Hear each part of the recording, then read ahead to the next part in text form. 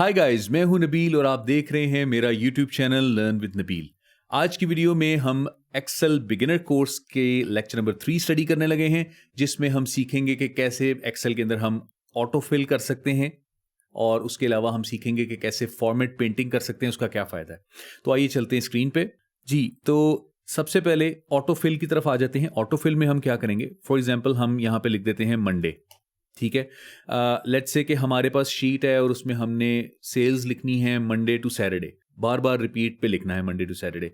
तो क्या होगा कि हम अपना ऑटो फिल करके टाइम सेव कर सकते हैं। अगर हम यहाँ पे मंडे लिखते हैं और फिर इस सेल पे क्लिक करके बॉटम राइट पे आते हैं इस सेल के, तो यहाँ पे ब्लैक कलर का एक निशान आ जाएगा, ब्लैक कलर का प्लस का निशान आ जाएगा। इसको हम लेफ्ट क्लिक एंड होल्ड करेंगे माउस से और ड्रैग करेंगे नीचे, छोड़ देंगे तो ये देखें ऑटो फिल हो गया। सारे के सारे दिन ऑटो फिल हो गए हैं, Monday Tuesday Wednesday Thursday Friday Saturday Sunday Monday, ये जहां तक आप चाहें नीचे ऑटो फिल कर सकते हैं।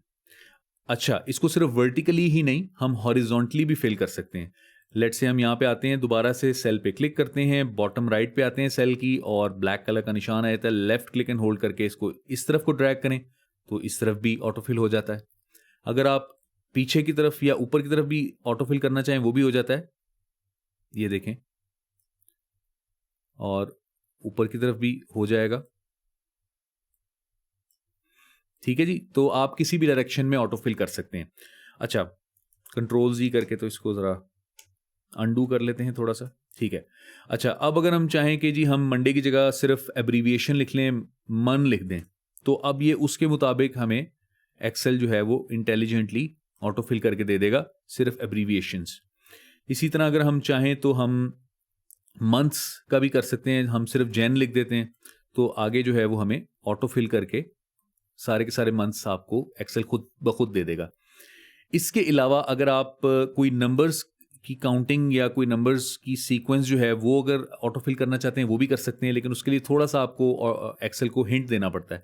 सिर्फ फॉर एग्जांपल अगर हम सिर्फ 1 लिख देते हैं, ठीक है, तो 1 लिखने के बाद क्या होगा कि आप अगर लेट्स से कि हमने 1 लिखा, उसको सेल को सिलेक्ट किया, बॉटम राइट पे आके ड्रैग किया, तो क्या होगा कि 1 ही लिखा हुआ आएगा बार बार। तो अगर हम चाहते हैं कि यहाँ पे 1 2 3 4 5 लिखा हुआ है तो हमें थोड़ा सा सीक्वेंस जरूर देना पड़ेगा। जिस तरह 1 के बाद हम लिख देते हैं 2, तो अब हमने क्योंकि 1 और 2 लिख दिया है तो अब एक्सेल को एक सीक्वेंस पता चल गया कि अच्छा 1 2 3 4 5 लिखना है।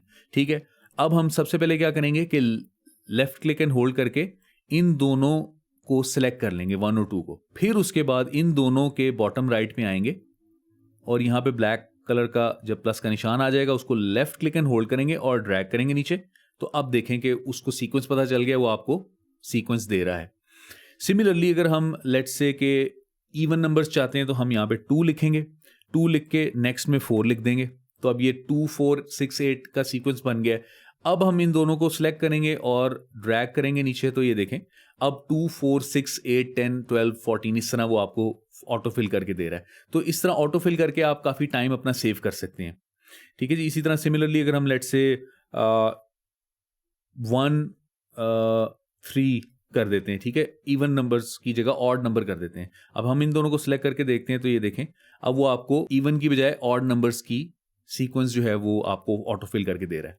तो इस तरीके से आप ऑटो फिल कर सकते हैं।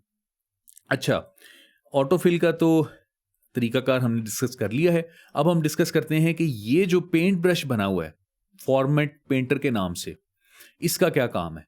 फॉर्मेट पेंटर क्या करता है कि एक सेल के अंदर, जिस तरह फॉर एग्जांपल ये मैंने नबील क्लोथिंग शॉप लिखा हुआ है और इसको मैंने एक खास तरह से फॉर्मेटिंग की हुई है, इसको एक खास फॉन्ट स्टाइल दिया हुआ है, एक खास फॉन्ट का साइज दिया हुआ है, कलर दिया हुआ है, फॉन्ट कलर दिया हुआ है, फिल कलर दिया हुआ है।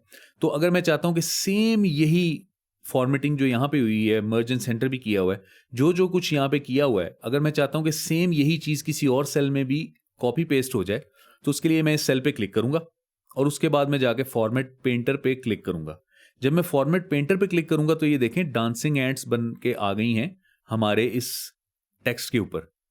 अब हम किसी भी सेल पे जाएंगे और वहां पे क्लिक करेंगे तो ये देखें वहां पे एग्जैक्टली वही सारा फॉर्मेट हो जाएगा, जो यहाँ पे फॉर्मेटिंग हुई थी एग्जैक्टली वही यहाँ पे पेस्ट हो जाएगी।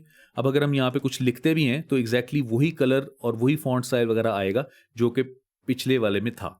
ठीक है, ठीक है जी, अब हम और कोई एग्जांपल ले लेते हैं यहाँ पे। फॉर एग्जांपल मैं यहाँ पे लिख देता हूँ जी नबील और सेकंड में लिख देता हूँ जी अकबर। ठीक है जी, अब मैंने ये लिख लिया। अब मैं इस पहले वाले को लेट्स से कि मैं कोई एक ख़ास फ़ॉन्ट कलर दे दिया है और साइज़ भी दे दिया है और कोई ख़ास फ़ॉन्ट स्टाइल भी दे दिया है। ठीक है जी, इसको थोड़ा बड़ा कर लेते हैं। ठीक है, अच्छा अब ये मैंने इसको सेंटर भी कर दिया है। ठीक है जी, अब मैं चाहता हूँ कि जी जो मैंने एग्जैक्टली फॉन्ट की फॉर्मेटिंग की है यहाँ पे एग्जैक्टली वही यहाँ पे भी आ जाए। तो सिंपली मैं इस सेल पे क्लिक करूंगा, जाऊंगा फॉर्मेट पेंटर पे क्लिक करूंगा और साथ वाले सेल पे भी क्लिक कर दूंगा। तो साथ वाले सेल पे भी एग्जैक्टली वही सारी फॉर्मेटिंग हो जाएगी। और एक और तरीका भी है कि अगर मैं यहाँ पे क्लिक करता हूँ और फॉर्मेट करना चाहता हूँ और मैं चाहता हूँ कि जी मैं एक वक्त में एक सेल की बजाय ढेर सारे सेल्स के अंदर कर लूँ, तो मैं एक सेल को पकड़ूंगा, लेफ्ट क्लिक एंड होल्ड करके सारों को सिलेक्ट कर लूंगा इकट्ठा, तो उन सारों के अंदर सेम फॉर्मेटिंग हो जाएगी जो कि यहाँ पे हुई है। आज के लेक्चर में हमने यही स्टडी करना था कि फॉर्मेट पेंटर क्या करता है और उसके अलावा ऑटो फिलिंग किस तरह की जाती है टाइम बचाने के लिए। तो जी गाइज, यहाँ पे ये लेक्चर खत्म होता है और लेक्चर नंबर 4 में अब मिलेंगे। अगर आपको ये वीडियो पसंद आई है तो इसको लाइक कर लें, चैनल को सब्सक्राइब कर लें और नेक्स्ट वीडियो में मिलते हैं। टेक केयर, अल्लाह हाफिज।